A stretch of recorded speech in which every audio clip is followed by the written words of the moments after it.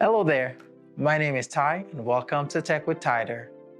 Between 2020 and 2021, we saw the smart home industry take off largely due to the coronavirus, forcing people to spend more time at home as well as work from home a lot more.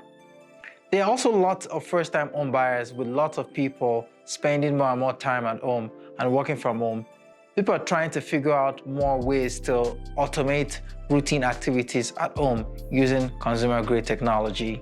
2022 promises to be an even better year in the smart home industry, as evident by some of the products showcased at the CES by various smart home companies. While there were lots of less than useful products and overpriced tech in the typical tech fashion, like the $6,000 Kohler closet that drops from the ceiling, there were also lots of useful products. Now, here are some of the few areas I would like to see the smart home tech industry address this year. Number one, improved energy efficiency.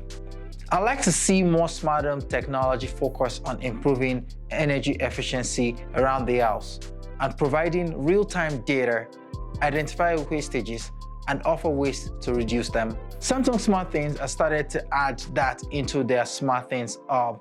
You can now have the SmartThings energy dashboard within the SmartThings application. Open source smart home systems like Home Assistant has also integrated the energy management dashboard into the software. You're able to manage your solar panel energy production as well as monitor your energy consumption within your house. This will help you identify places of high usage and you can decide if it's something worth addressing. Number two, increased HomeKit product support. HomeKit is getting lots of love this year with the HomeKit camera from Eve and the doorbell from Unifi.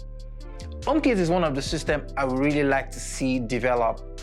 It will provide alternative to both the Google and Amazon Assistant. Both Google and Amazon haven't made any significant stride in the AI of their assistant so far. Most of the add-ons have been purely bloatware in my opinion. Both of them have begun to grow increasingly frustrating that I now only use them for very basic functionalities. My 1 month use of Siri with HomePod made this very obvious, with issues ranging from random responses from the speakers to having to scream and yell at the speakers and still getting no response from either of them. Siri is a lot more mature in its conversational response. The interface of both Alexa and Google are only usable when you have only a few devices. Once you start to have more than a couple hundred, management and usability becomes a nightmare on both of them.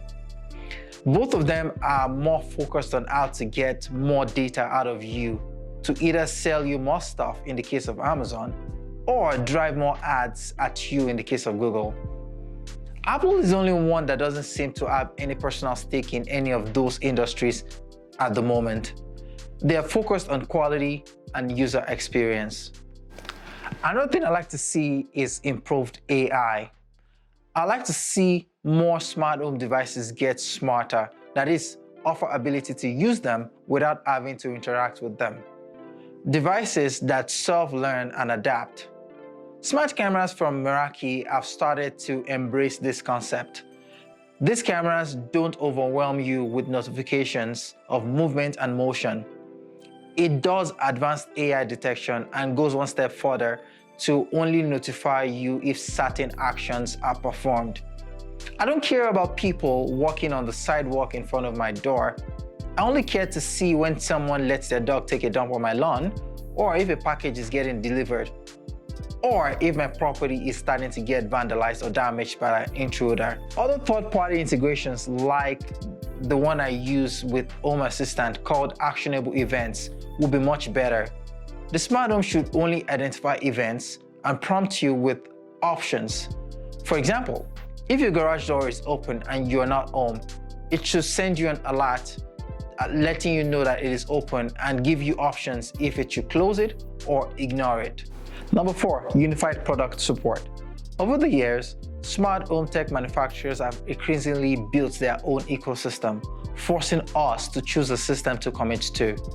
A new protocol called Matter is in the works to address that. Now, Matter is a new communication standard in the smart home industry. The big IoT tech companies have come together and agreed to a common standard. What that means for you and me as an end user is we can buy products from, say, Apple or even Google and be able to use them with each other and vice versa. Thread is the communication protocol that will be used within Matter. It is a communication protocol like Wi-Fi or Bluetooth, but better.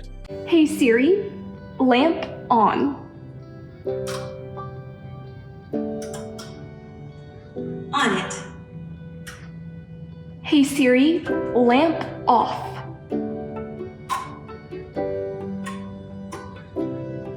On it. Unlike Wi-Fi, where you need a wireless coverage across the entire house and a single point of failure if your Wi-Fi goes out, Thread is a mesh network where each device communicates directly with one another, just like in the Z-Wave and Zigbee. Thread also supports Internet Protocol. The communication to IP or Internet Protocol happens using something called Edge Router. Most Thread-compatible devices can also act as an Edge Router. So if any of the primary Edge Router fails, it can fail over to any of the other devices that have the Edge Router inbuilt in them. Apple has integrated the Thread and the Edge Router into the HomePod Mini, as well as the Apple TV. Nanoleaf also has them in their light. Schlage is adding them to their new Encode door lock, and Google has them even in some of their Nest products. Acquire will be adding them to some of their motion sensor via a software update. I anticipate to see more and more devices start to support this protocol. Now, this is a big win for we, the consumers. I'll continue to keep you updated as the tech starts to roll out. But make sure you subscribe to the channel so you get notified when we drop new content. Also, if you have not liked this video, make sure to hit the like button down below. Thank you guys for watching. Take it easy.